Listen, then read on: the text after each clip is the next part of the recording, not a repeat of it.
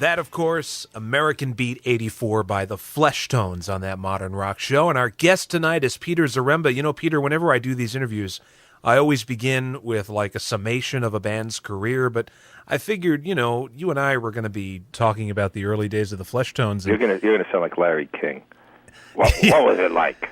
I'm interviewing Peter Zaremba's second cousin's babysitter. Yeah.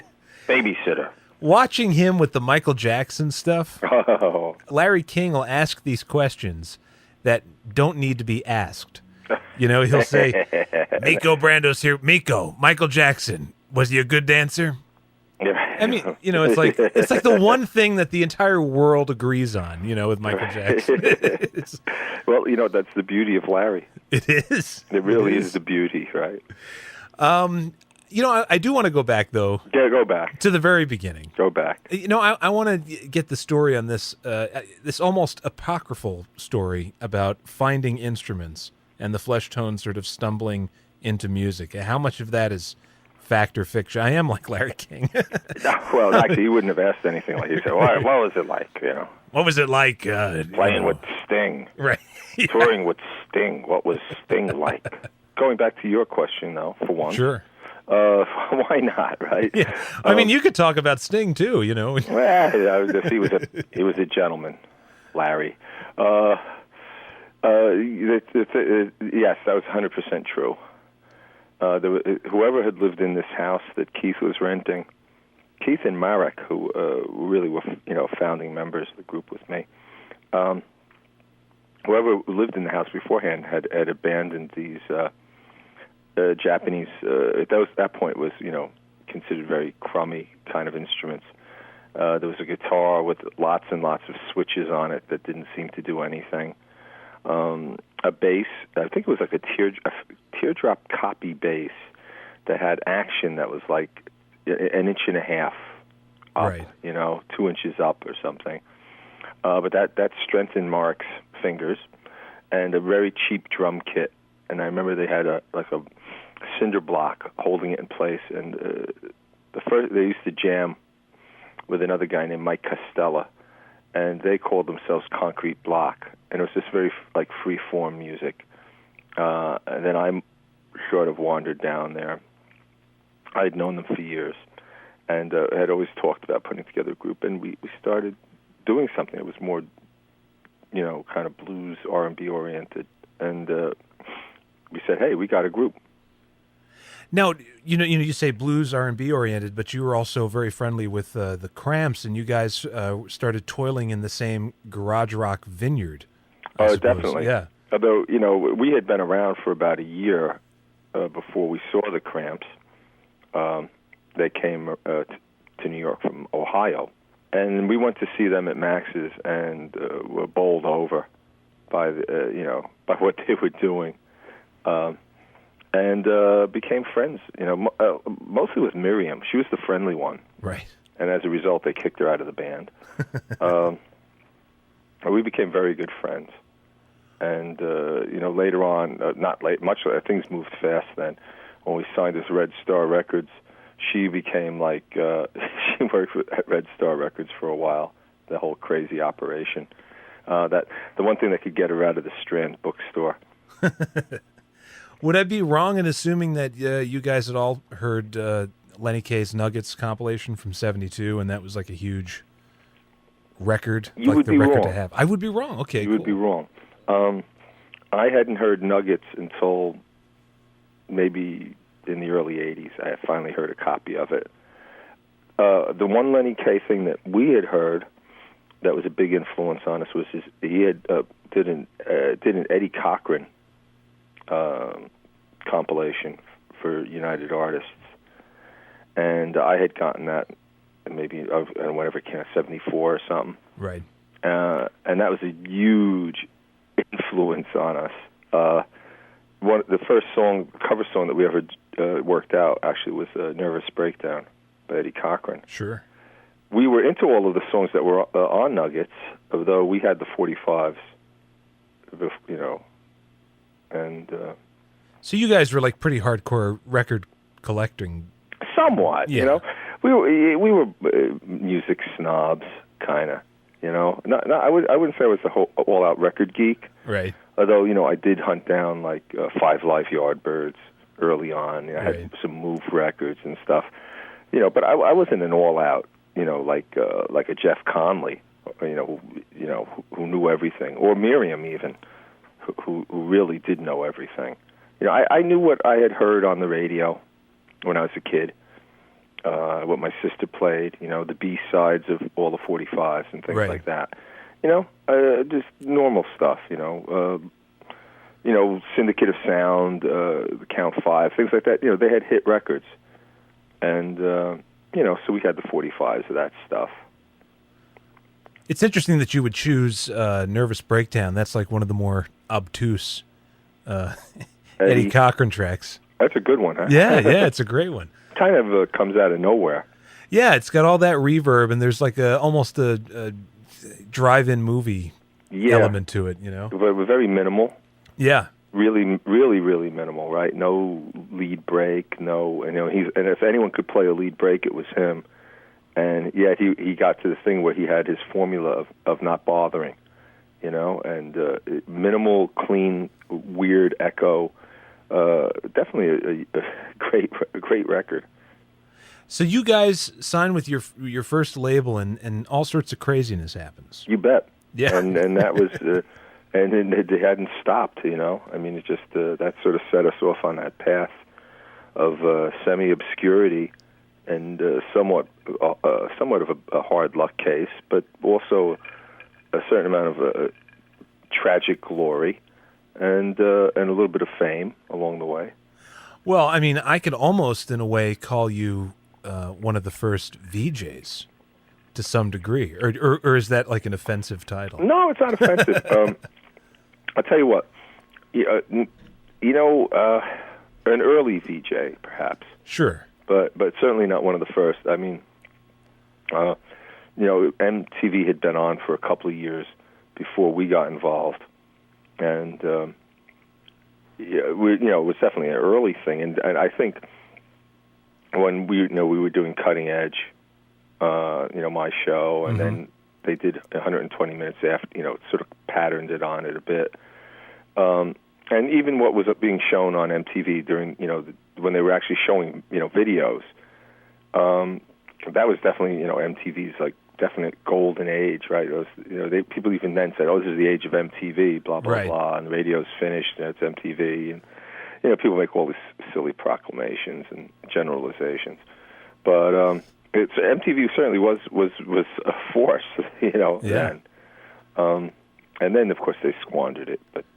Don't you think they should put that stuff out on DVD? It's kind. In a way, it's interesting because that stuff pops up on YouTube. Like clips of your show will pop up on YouTube, or even 120 minutes clips. Okay, and stuff. I'll tell you what they should have put out, and which they never really will be able to because it's all lost. And I remember it being thrown into a dumpster. Was for each of our shows, there were piles of outtakes. Like all of these performances and just like songs and piles of great stuff. I don't want to say it's like, what do they call it now, bloopers, not even bloopers, just the outtakes. Yeah. Amazing stuff. And a lot of, sometimes, for one reason or another, certain groups didn't make it into the final cut of the show. Right. And, and all of this stuff is just great. If someone could have just found the old, the outtakes of the Daniel Johnson stuff, it would be worth a fortune. And you got to, all this Chili Peppers and the Minutemen and just everybody, everybody but everybody. They don't have an appreciation for their own legacy, which is really sad, you know what it is? It's like no one does, when you're creating things, right? Right. It's like you're doing it. And and you're thinking about, hey, this will be great in, 20 years or 25 years, right? Or even 1 year. Hey, we're doing this. And you just, you're in the moment, and the moment was great. I believe me, each show, sometimes used to, during the shoots, I'd pinch myself and say, this is just so great. Isn't this amazing? Well, it was such a quirky show because, you were on location a lot. Those are the best ones. The ones where we went, let's say, to Austin. Right. Or there was a good one in Chapel Hill. A few crazy ones in New Orleans during Mardi Gras and stuff. They were great shows. Oh, speaking of which, well, kind of in that same topic about things not being out on DVD or not being released, but Urga Music War is technically out. Yes, but it's out in a very strange way. You have to sort of go to the Warner archives and ask them to burn it for you. Yeah, there were several attempts along the way to re-release that as a film. Right. And, there's just so many bands involved, and there were so many different types of agreements as to what could be used and for what, that they could never, legally sort it out the right way. So, yeah, that always was a problem. I'd like to see, at some point, there was an M80 festival that was filmed in 1979. Uh-huh. The Fleshtones' first, what we called Aero gig, and also the first Aero gig of a lot of bands. And we all flew to Minneapolis to the Walker Arts Center. It was a huge, huge festival. Like Devo was there and stuff. I'd like to see that film. Do you know if that ever shows up on the bootleg circuit or anything? I don't think it ever will show up. No. You never know. Well, hey, speaking of this is old stuff. More recent films, it's like talking about Birth of a Nation. Yeah, I know. Well, the conversation starts to become sad. It's like, is that ever coming out? No, it'll never. But that's not coming. Nope, that's not. This documentary that saves people a lot of time, though. Think about the time that saves. That's people. True. They don't have to watch any of this. The documentary. Oh, yeah. On the Fleshtones. Now, this is something that obviously is recent, even though it's kind of a comprehensive retrospective. Not coming out. Never coming out. Actually, I heard there was a screening at the Chelsea Cinema, although I didn't find out about it until afterwards. Now, wait a minute. You didn't find out that there was a screening? I didn't find out about it until You're afterwards. in the damn movie? That happens sometimes. That does happen. Hey, I was in all these other movies that came, like The Devil and Daniel Johnson. Right, so right. People, I saw you in the movies the other day. I said, what? And there was a slew of things like that came out. There was I Put a Spell on Me, the Screaming Jay Hawkins. Sure. That I said, I saw you in that movie. Yeah. Yeah, but this is like a movie about you. It's a movie about me. Yeah, at the very least, invite you to a damn screening. What do you know, huh? A movie about me. I've seen rough cuts early on, and it's really good. But again, he's fighting an uphill battle. Sure. I think that will get see the light of day more. What usually happens with these situations, and I'm sure the director of this knows this as well, is that they have to spend a year and a half going to every film festival, showing this thing. Right. And then it eventually gets picked up on DVD. And he's had trouble, I think, working that circuit. He's a filmmaker and not a projectionist. Right. As to sort of quote Bones. Right. But to paraphrase DeForest Kelley. DeForest Kelley. But yeah, I think it's a story that must be told. Ghosty. Right? Yeah, sure. You're telling. By the way, is the Fleshtones.org? Is that you? Is that your site, or is that a fan site? That is a very good friend of ours. And it operates, of all places, it operates out of London, England, not London, Ontario. Right. It's a very good friend of ours named Stephen Coleman who does that. And there's also a Fleshtones YouTube site. Is that you running that, or no? It's a good friend of ours named Eric Fusco. I'll give a plug to his group, the Subway Surfers. Mm-hmm. He's from Jersey. He's a Jersey guy. Whereabouts? Up around you guys. Okay. Yeah, in your neck of the woods. Maybe a Hackensack or somewhere. Hackensack. Sure. East Rutherford. Yeah, exactly. Teenage Zombie. That's a big obscure Jersey movie. There you go. Yeah, I was thinking you got involved with that. Basically, I mean, it was a local production, right? I mean, it's not a trauma film, but it's close to it. You know what? People that see it are shocked in a lot of ways because it's really more of a what I call a shaggy dog, right? Kind of, it's a slightly downbeat black comedy. It's a great movie. You know what's another great Jersey movie? If you ever have a chance to see a movie called Shock, Shock, Shock. No, I never saw that one. That is like a super low budget movie by some of the same guys involved with Teenage Zombie. Really obscure, but if you ever see it around, watch it. It's one of my favorite movies. And in it, I went to the premiere, and in it you'll see a very, very, you don't even see him really, you just see his silhouette, a very young, Mr. Tony Soprano. Oh, really? Oh, yeah, James Gandolfini. Yeah, Jimmy Gandolfini. Well, he's a legend, Right, there you go, Jimmy Gandolfini, very young Jimmy Gandolfini. You just see his silhouette, and he has this minor role. I mean, it's just unbelievable. You just see as a attendant in some mental ward. See it. What about like the Mamie Van Doren type drive-in, Untamed Youth, that type of stuff? Stuff is great. Grew up watching that on TV. Sure. See, people don't realize that, when I was young, long ago, all of this stuff was on TV. So you grew up watching this junk. Whenever you see a good interview with the director, the Italian-American. Oh, what, Scorsese? Martin Scorsese. Right. He always talks about that. His education was watching TV as a little kid because everything was on TV. It's funny, as TV becomes more, it's like a direct multiple of the more channels you get, the less is on. It's like when I was young, I saw everything on TV. Yep. And including rock and roll.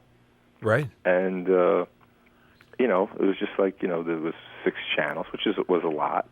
And, Mamie Van Doren was certainly on TV. Well, see, this is where you and I agree then, because, I was just a kid in the 70s. And that's when I started tightening up on all that. Yeah, exactly. But in the 70s, I remember, it would not be out of the ordinary to see, like, Mighty Joe Young movies in the afternoon. Oh, yeah, sure.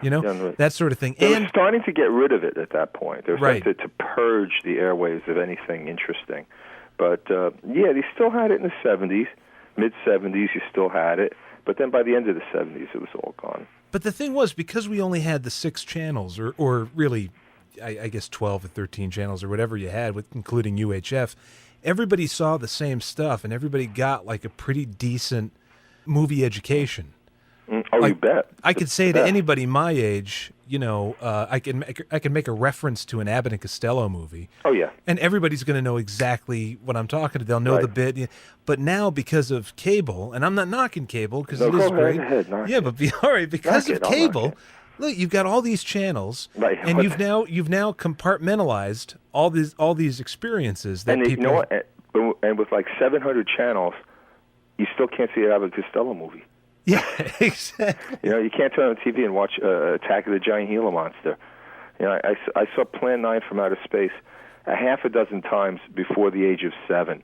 It's just like, how does that mentally prepare you for the adult life? It does, but in a different way. And no, I didn't. I didn't start with that with like seeing Johnny Depp, God bless him, right, for that movie. I saw the Ed Wood stuff on TV. A dozen times before I was 10 years old. So it's like, it was a different experience. And talking about New Jersey and UHF, one of my favorite shows in the late 60s, mid-late 60s, was Zacherley's Disco Teen. Oh, sure. Coming out of Newark. 2 episodes of that exist. 2? They have, Yep. Oh, man, I'd love to see that again. I used to watch that religiously. It was on Channel 69. Yep. Well, hey, how's that? Was it 67? I think it was at 68. 68? I think it was 69. No, How's that? I think it's whatever channel 68 was, 68. WHT or whatever. It was WNJ something or other. Uncle Floyd was on the same channel later in the 70s. Much later, right? Yeah. But, man, Zackly's disco team was like the best. Yeah, no, that still exists. There's 2 kinescopes, I think, of Disco Team. I remember watching that show. Every show, even then, I can remember, looked like a kinescope with that burned out, weird, just like it looked so weird and cheap. It was great. Well, this has been really cool talking to you. I'm glad we. Great. Hey, we still make records. Yeah, yeah. So Listen, just so everyone knows. Well, you had the stocking stuffer. We had the stocking stuffer, and you know what? Since it's almost that Yuletide again, Yeah. we're going to, be peddling that. Everyone has their copy, but remember, it makes the ideal gift. It does. It makes the ideal Ideal gift. So, and we're making big plans for another record. So, as far as everyone said, the album before that, like our last real studio record, which is Take a Good Look, everyone says was maybe the best thing we ever did. And I say until the next one, because we're on a roll.